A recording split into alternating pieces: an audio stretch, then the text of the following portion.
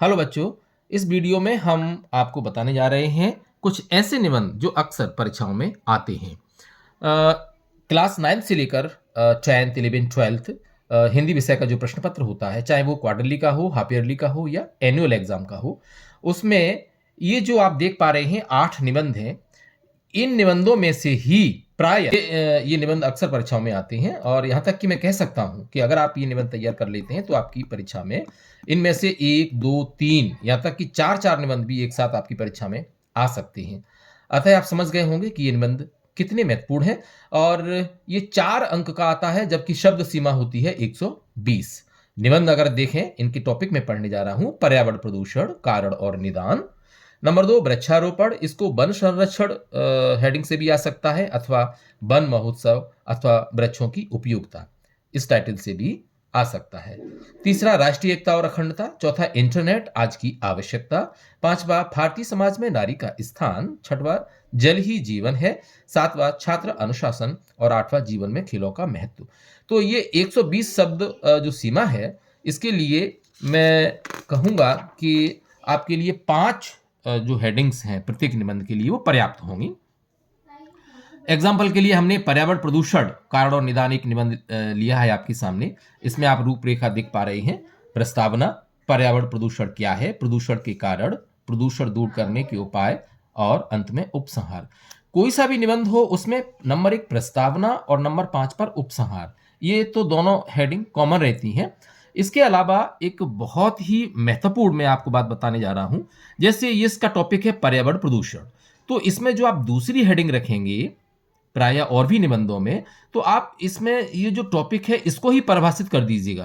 अर्थात जैसे यहाँ पर्यावरण प्रदूषण पर आप लिखने जा रहे हैं तो दूसरी हेडिंग आप बनाइए पर्यावरण प्रदूषण क्या है। इसी प्रकार से जैसे आपका कोई निबंध है वृक्षारोपण, तो आप इसमें दूसरी हेडिंग में समझा दो कि वृक्षारोपण क्या है या वृक्षारोपण कार्यक्रम क्यों है।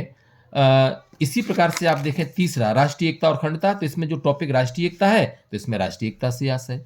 इसी प्रकार से आप अगला देखें इंटरनेट आज की आवश्यकता, तो इंटरनेट क्या है। पांचवा आप देख पा रहे हैं भारतीय समाज में नारी का स्थान, तो इसमें नारी की परिभाषा नहीं देना है। इसमें जो 3 हेडिंग है जो बीच वाली, इसमें हमने रखी है प्राचीन काल में नारी, मध्यकाल में नारी और आधुनिक काल में नारी। तो इस तरह से ये अपनी 5 हेडिंग हो जाएंगी, क्योंकि प्रस्तावना और उपसंहार तो कॉमन रहती है। जल ही जीवन है, तो इसमें भी जल की कोई डेफिनेशन नहीं देनी है। तो उस जो जिस नंबर 2 हेडिंग पर अपन जहाँ परिभाषा लिखते थे या उस जो टॉपिक है उसका आशय या उसका अर्थ समझाते थे, तो उसमें अपन इसमें जल ही जीवन जो विषय है इसमें अपन ले लेंगे जल के विभिन्न स्रोत ले लेंगे। छात्र अनुशासन आया, तो इसमें अनुशासन का क्या आशय है, दूसरी हेडिंग में देखो ये वाली बात आ गई। और 8वां है जीवन में खेलों का महत्व, तो इसमें अपन ने क्या लिया है, जो बीच की जो 3 हेडिंग है प्राचीन खेल, आधुनिक खेल और खेलों से लाभ। बाकी प्रस्तावना और उपसंहार तो कॉमन रहता है। तो अब इसमें एक बात ये भी ध्यान रखना है कि चूंकि 5 हेडिंग्स में अपने को 120 शब्द तैयार करने हैं, तो प्रत्येक हेडिंग्स की कम से कम अपने को 5 लाइनें तैयार करनी होंगी।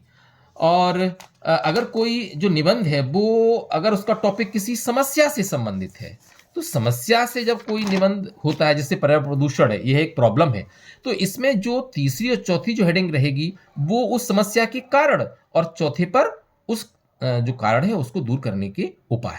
तो ये जो 2 हेडिंग होती हैं, ये जिसमें अपन कारण लेते हैं उस समस्या के और उस कारण का निदान लेते हैं। तो जितने भी टॉपिक हैं समस्या वाले, जैसे वन संरक्षण है या वृक्षारोपण है, तो इसमें भी अपन ऐसी चीज ले सकते हैं। वैसे मैंने इसमें क्या लिया है, तीसरी हेडिंग में वनों से लाभ ले लिया है और उसके बाद वन संरक्षण के उपाय ले लिए हैं। तो इस तरह से अपन एक बार फिर से देख सकते हैं कि जो पर्यावरण प्रदूषण वाला जो ऐसे है, इसमें नंबर 1 प्रस्तावना, आखिरी में उपसंहार, और जो दूसरा है इसमें इसकी अपन परिभाषा या इसका अर्थ या आशय लिख देंगे, और तीसरे में प्रदूषण के कारण और प्रदूषण दूर करने के उपाय। वृक्षारोपण में अपन ने लिया प्रस्तावना, वृक्षारोपण कार्यक्रम क्यों या वृक्षारोपण कार्यक्रम क्या है, वनों से लाभ और वन संरक्षण के उपाय लिए हैं। राष्ट्रीय एकता और अखंडता में प्रस्तावना, राष्ट्रीय एकता से आशय राष्ट्रीय एकता के बाधक तत्व, अर्थात वे तत्व या वे कारण लिखना है जो राष्ट्रीय एकता को ब्रेक करते हैं, तोड़ते हैं। और उसके बाद फिर इस समस्या के समाधान के प्रयास लिख देंगे कि राष्ट्रीय एकता के लिए हमारे क्या प्रयास हो सकते हैं। इंटरनेट में प्रस्तावना हो गई, इंटरनेट क्या है ये हो गया। फिर इंटरनेट की उपयोगिता, और आज के समय में अपन देख पा रहे हैं कि इंटरनेट के क्या समाज में दुष्प्रभाव हो रहे हैं, क्या युवाओं पर दुष्प्रभाव हो रहे हैं, क्या बच्चों पर दुष्प्रभाव हो रहे हैं, तो वो नंबर 4 पे लिख देंगे। भारतीय समाज में नारी का स्थान, जिसकी पहले ही मैंने बता दिया है कि इसको 3 भागों में अपन ने बांट दिया है, प्राचीन काल में नारी, मध्यकाल में नारी, आधुनिक काल में नारी। जल ही जीवन है, इसमें प्रस्तावना, जल के विभिन्न स्रोत, जल की उपयोगिता और जल समस्या का कारण व निदान। मतलब जल समस्या का कारण में ये लिखना है कि किस तरह से जल का स्तर कम होता जा रहा है और जल के स्तर को बढ़ाने की क्या निदान हो सकते हैं, क्या तरीके हो सकते हैं, वो अपन इसमें लिख देंगे। 7वीं में जो छात्र अनुशासन है, इसमें प्रस्तावना, अनुशासन का आशय, अनुशासन के लाभ और अनुशासनहीनता के दुष्परिणाम।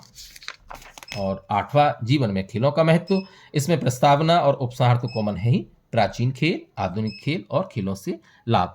आपके पास कोई भी पुराना नोट्स है, पुरानी कोई बुक है या कोई सॉल्यूशन है, उसमें इन जो निबंध हैं इनको पढ़ करके, जैसे न्यूज़पेपर पढ़ते हैं वैसे ही पढ़ करके 1 बार 2 बार 3 बार अपन अपने शब्दों में इन हेडिंग्स पर अपन जो है 5-5 लाइन अगर लिख देंगे तो अपना निबंध तैयार हो जाएगा। और निश्चित ही ये ऐसे निबंध हैं जो परीक्षा में बिल्कुल ही आएंगे।